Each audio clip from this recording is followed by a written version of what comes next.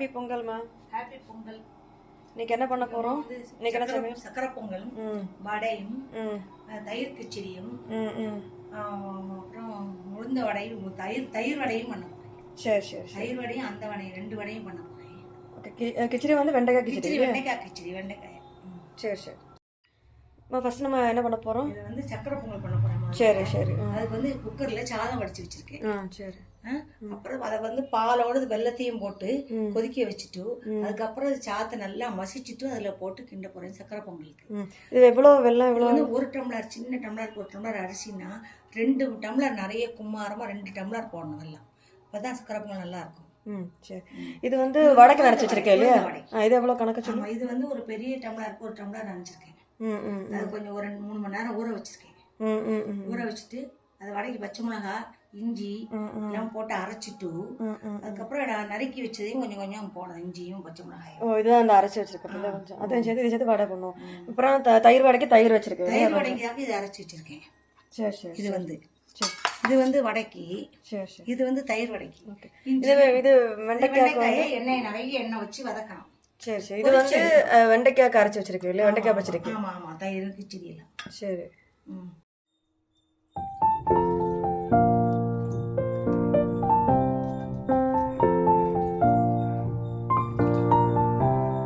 பால்ல வெல்லத்தை போட்டு கொதிக்க வச்சிருக்கேன். நல்லா கிண்டி பொங்க விட்டு வச்சிருக்கேன். சரி சரி. இது சாதம் போட்டா சொல்லியாம? ஆமா. இது வந்து நல்லா சாதத்தை குக்கர்ல வச்சு வெந்திருக்கிறதுனால நல்லா மசிச்சுட்டு அந்த வெல்லம் கொதிச்சுட்டு இருக்கு இல்லையா, வெல்லமும் பாலும் போட்டு கொதிக்க வச்சிருந்தேன். சரி சரி. அதுல தூக்கி போட்டு நல்லா விட்டுட்டானா அது இந்த திரட்டி பால் மாதிரி இருக்கும். பொங்கல் மாதிரி இருக்கும். திரட்டி பால் மாதிரி இருக்கும். சரி சரி சரி சரி. போடுறேன். சரி.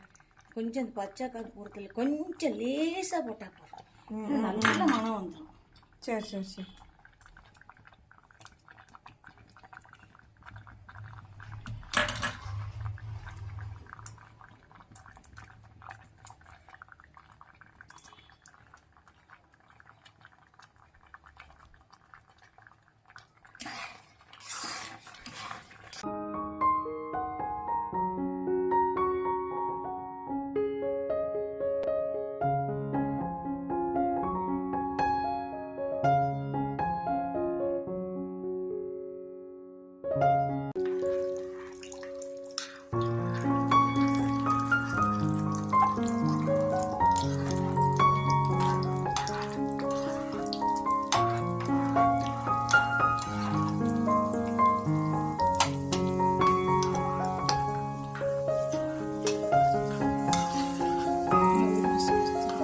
வரது பார்க்க நல்லா இருக்குங்க.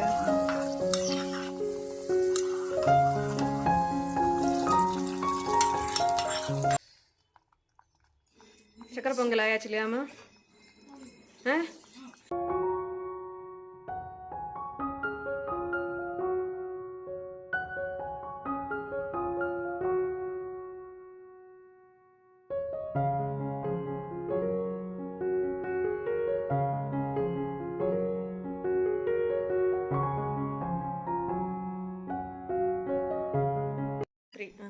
இது வந்து தயிர் வடைக்கு வந்து தயிரும் கொஞ்சம் பாலும் விட்டு கலந்து வச்சிருக்கேன். சரி.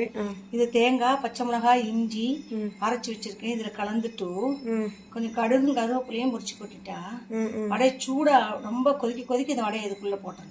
சரி சரி சரி. இது வந்து 1 டம்ளர் 1/4 கிலோ உளுந்து வடை கிடக்கு. 3 மணி நேரம் நல்லா ஊற வச்சு அரைச்சிருக்கேன். சரி சரி. தண்ணி விட அரைக்கணும் இல்லையா? தண்ணி லேசா தண்ணி தெளிச்சு மிக்சியில் இல்லை அரையாது. சரி சரி சரி. மிக்சியில தான் அரைச்சிருக்கேன். சரி. பச்சை மிளகா தண்ணி விடாம அரைச்சாலும் சாஃப்டா இருக்காது வடை. சரி சரி சரி. கல்லா இருக்கும் வடை. சரி சரி. மிக்சியில் அரைக்கிறது கொஞ்சம் தண்ணி தெளிச்சு அரைச்சா தான் நல்லா இருக்கும். கிரைண்டர் கூட பரவாயில்ல. இதில் அது போக நம்ம கருவேப்பிலை இஞ்சி எல்லாம் போட்டுருக்கோம் இல்லையா? ஆமாம். இஞ்சி பச்சை மிளகாய் முதல்ல போட்டு அரைக்கவும் செஞ்சுருக்கேன்.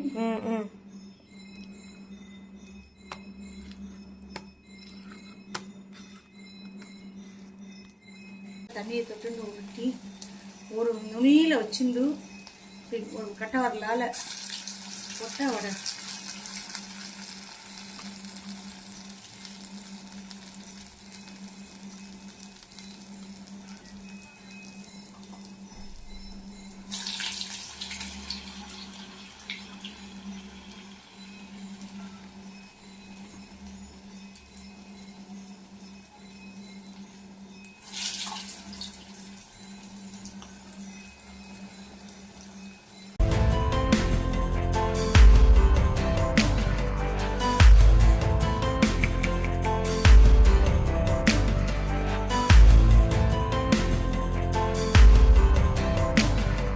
தயிரில் கொதிச்சுட எல்லாம் கலக்கி வச்சிருக்கேன் இல்லையா, தேங்காய், பச்சை மிளகாய், இஞ்சி எல்லாத்தையும் அரைச்சி எடுத்து தயிரில் கலக்கிட்டு கொஞ்சம் பாலையும் விட்டு சுட எடுத்து அதுக்குள்ளே போடணும். சரி சரி ஆறிட்டு போடக்கூடாது. சரி சரி. எடுத்தா தயிர் நல்லா உறிஞ்சின்னு இருக்கும். தயிர் வடை ஆயிடுச்சு இல்லையா? முடிஞ்சு. வந்து தேங்காய், பச்சை மிளகாய், இஞ்சி அரைச்சி வச்சிருக்கேன். கட்டியா அரைச்சி எடுத்து விட்டுருக்கேன். கட்டி தயிரை விட்டு கடுகு மட்டும் பொரிச்சு கொட்டினா போறோம். அப்புறம் வெண்டைக்காயை வதக்கி நல்லா எண்ணெயில பொரிச்சு எடுத்து வெண்டைக்காய் இதுல போடணும். சரி. இது வெண்டைக்காய் போடும்போது பார்த்துக்கோ. சரி. இது கொஞ்சம் கொத்தமல்லி தூள்.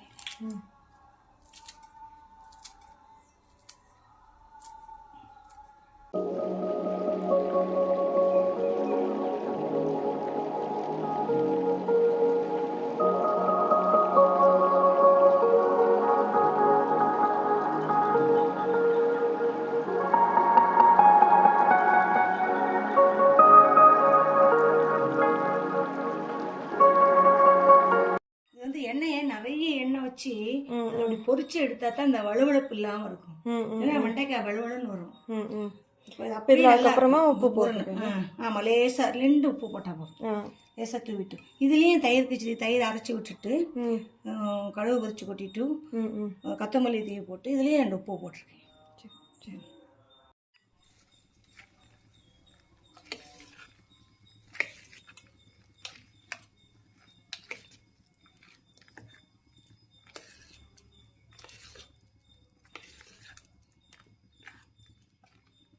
இது வந்து நல்லா பொரிச்சு போட்டால் தான் அந்த வலுவழுப்பே இல்லாமல் அப்படியே முறுமுறுன்னு இருக்கும்.